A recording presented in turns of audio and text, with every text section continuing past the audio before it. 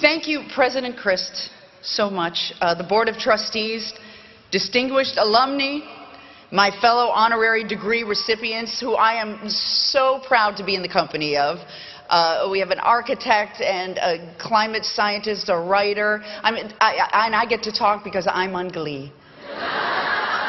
What a world we live in. Parents and friends, and of course, all of you, the Smith College class of 2012! You, ladies, are about to receive a piece of paper that proves to the world you are now fit to join the ranks of an elite and tremendously powerful group of game-changing women. The Smith class of 2012. Smith women have transformed cuisine, spearheaded social movements, created great literature, and in the case of my friend Piper, class of '92, even gone to prison.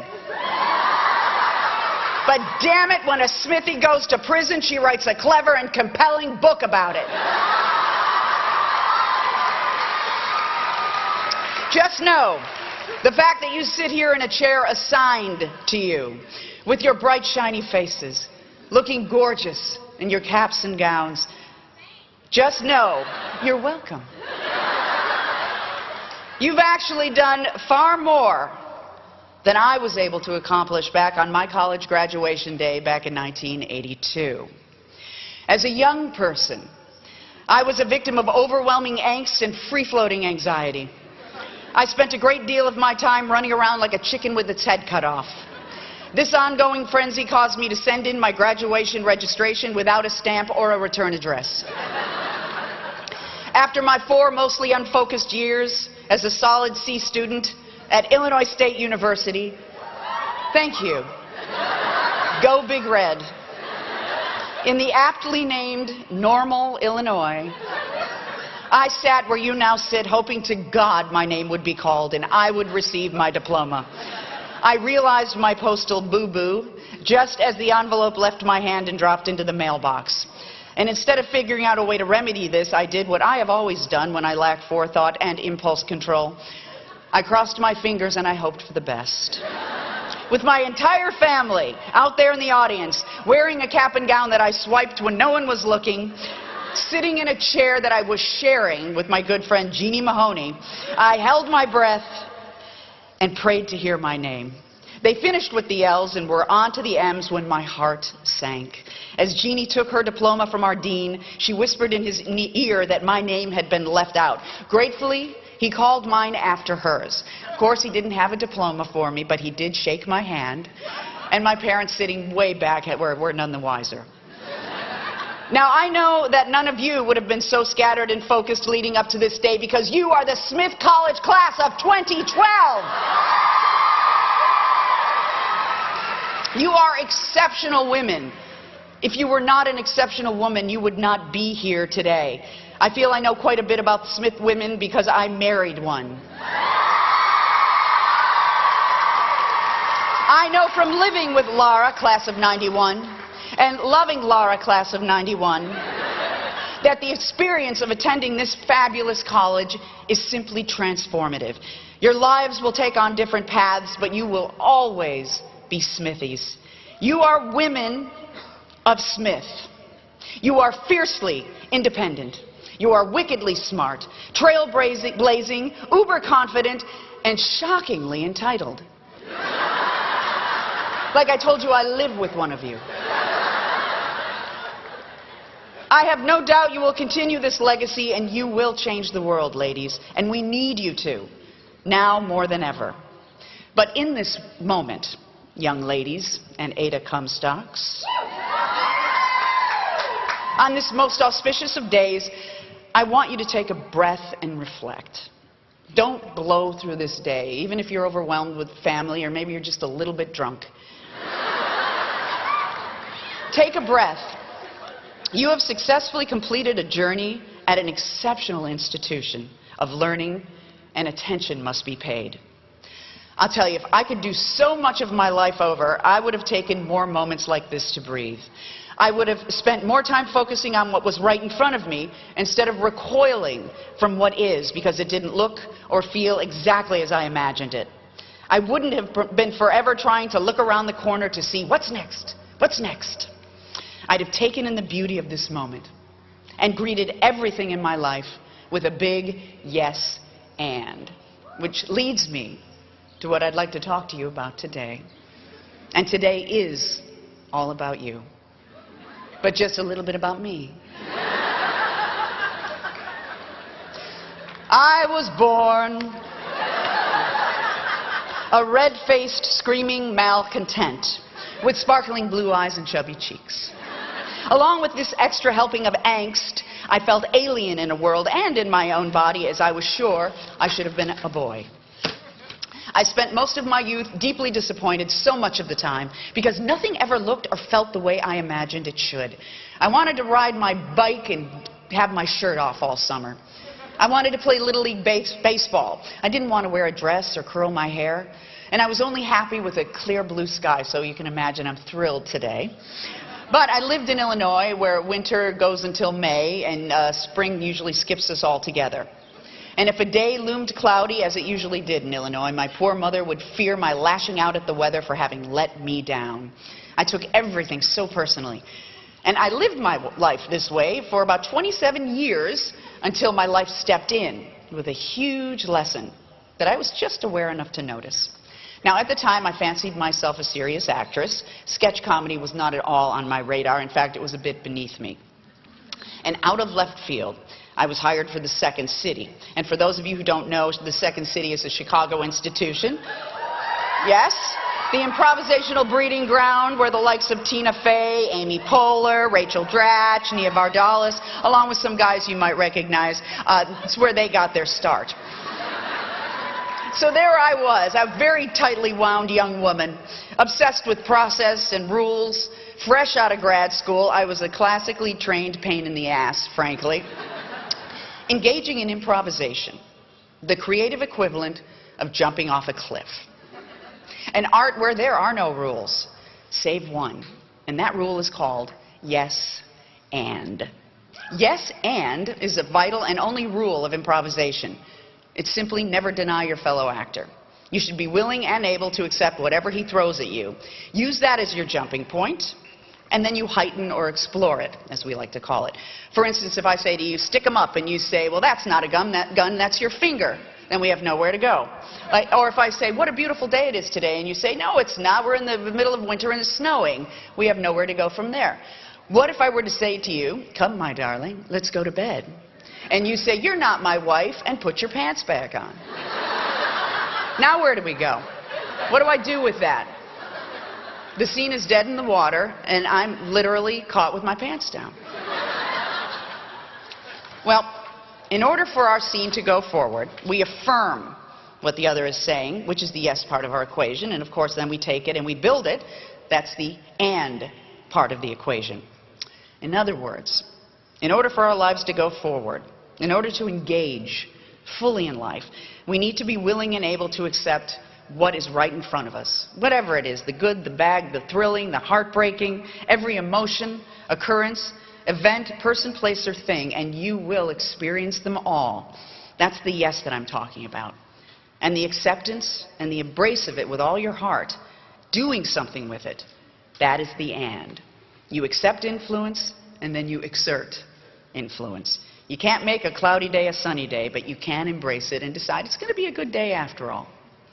I learned through contrast. I had one of my first significant experiences of no but when I was a freshman in high school. I auditioned for and was cast as the king in a one-act version of the Princess and the Pea story called The Ugly Duckling. This also began a lifelong pattern of mine being cast in roles originally intended for men. I'd known I wanted to be an actress right out of the chute, so I was beside myself with excitement. At the audition, I got huge laughs. At the first rehearsal, I didn't get the laughs. I didn't get the love, and I quit. Devastated and so confused, I had no idea what I had just done. My 14-year-old self had no idea how to process it. I had walked up to that which I had ached to do for as long as I could remember. And I don't think I go too far when I say I came face to face with my destiny, and I walked away from it. And you know why? Because it didn't feel like I imagined it should have felt. I didn't get the response, i.e. the big laugh, i.e. the big love, like I expected. There was now a real possibility of failure, and I quit.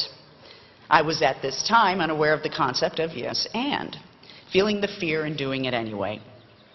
Now, as you travel through life in these many years ahead, I guarantee you that you will come upon countless times in which the last thing you're going to want to say is yes and.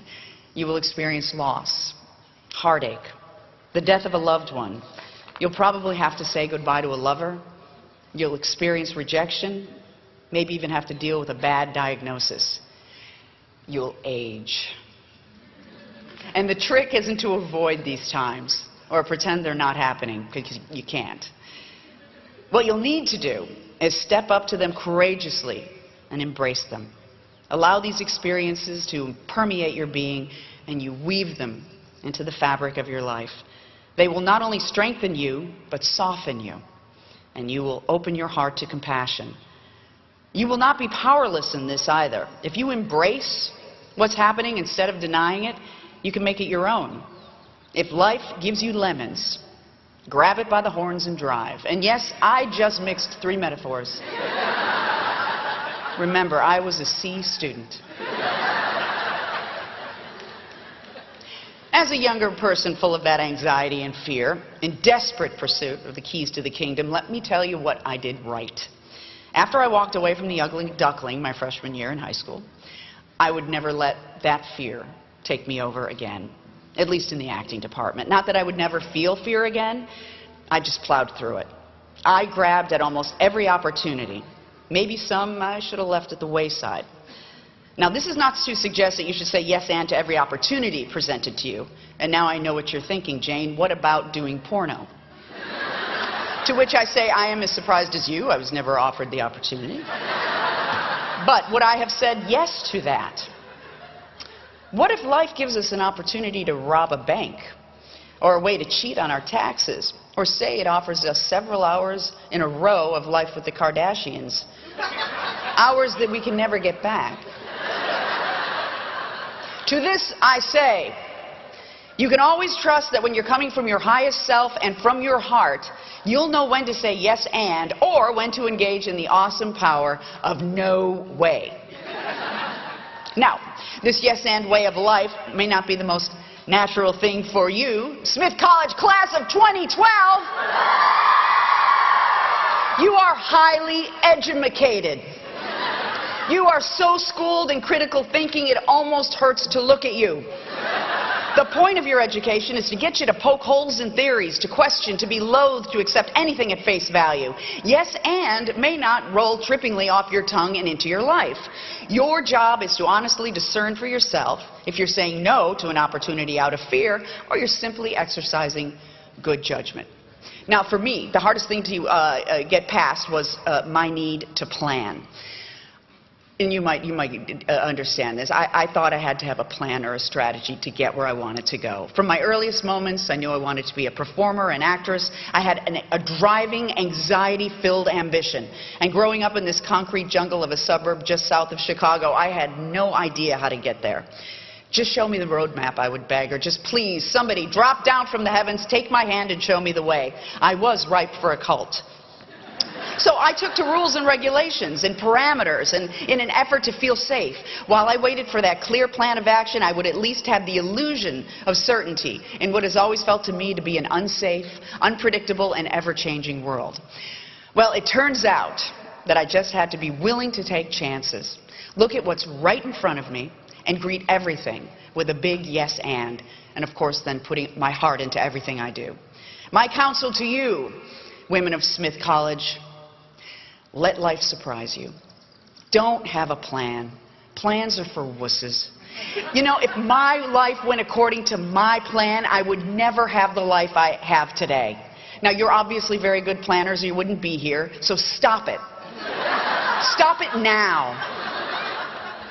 Don't deprive yourself of the exciting journey your life can be when you relinquish the need to have goals and a blueprint. They don't have goals. I guess I'm assuming all of you are as terrified as I was of life. So you know that when you feel sick to your stomach, it's a good thing. It signals opportunity for big growth ahead. Something's coming, something's good. So don't ignore the nausea. Step up to it. Now, at one point in my life, I had had a lean financial year. I was in a bunch of sketch comedy shows, and performing It's a Hard Knock Life from Annie in my pantyhose had lost its charm. I was stuck creatively and professionally, and I was in my late 30s, terrified that the parade had passed me by. The thought of writing a show by myself and for myself began to bubble up to the surface of my consciousness, and it made me very sick to my stomach. So with a big yes and a chutzpah I didn't even know I had, I created something where there had once been nothing. And this was for the very first time in my life. On my own nickel, I rented a theater for 8 consecutive Wednesdays. I wrote monologues for characters I had accessed from the deepest recesses of my psyche. And I created a 1-hour romp, which I performed literally stinking of fear, and at moments terrified, and others simply elated. I was never more proud of myself, and it blew wide open the doors of my self-confidence. I emerged, in my humble opinion, an artist and a changed woman. I was now one poised for and deserving of the next level. And I met Christopher Guest shortly thereafter. I was cast in Best in Show. Thank you. I was 40 years old, but I was finally in the game, and I never could have planned this.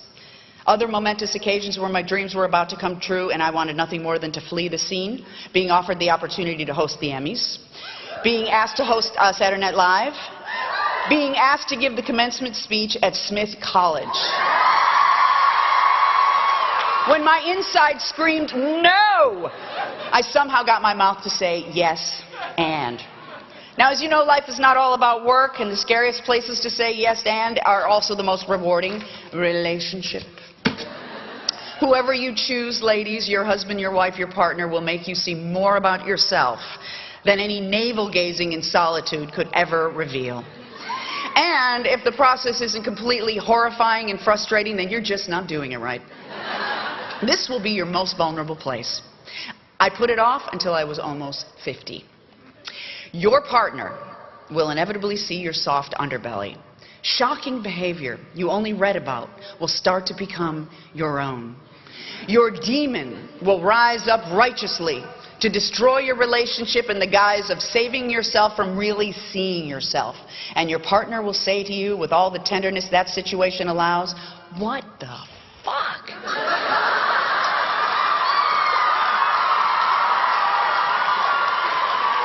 You'll want to break up with yourself. Don't be afraid of this horrible version of yourself. Face it, embrace it, coddle it, write it a poem. Maybe it just needs a hug. Shine the light of day on this part of you. Unclaimed and unacknowledged, it's got the power, and its darkest forces will have you enslaved. Accept its influence. Mine it for its gold. Yep, sometimes saying yes and is going to take everything you've got. But the payoff, trusting in love, is just incredible. The day after I met my wife, I met my daughter. And I don't really like kids. I'm a dog person. I couldn't have designed a better kid for me, though. She's witty, she's wise beyond her years, she has a huge heart and such patience with the frailties of human nature that I don't mean to make her sound like the Dalai Lama, but she is exceptional. One day you will meet your child. You may give birth to her, you may adopt her, she may just wander over, or maybe she'll follow you home. And we do meet them, because they're born who they are. We don't make them. We welcome them. Nothing like knowing they're watching you will make you want to be your best self. Hayden was 7 when I met her. She's 10 now. In 8 years, we hope to be dropping her off right here.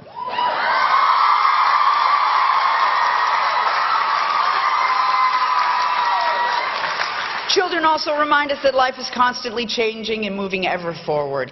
It is true, it doth not stop. I really came to know this when I turned 40 years old. I am a late bloomer, folks. The big 4-0 was much anticipated for me. I resolved to have a party for myself and actually mark it, celebrate it, say yes and to it. So then I turned 40 years old one day. And you know what happened? I turned 41. And then you know what happened? I turned 42. And it just kept going on like that. The number just kept going up.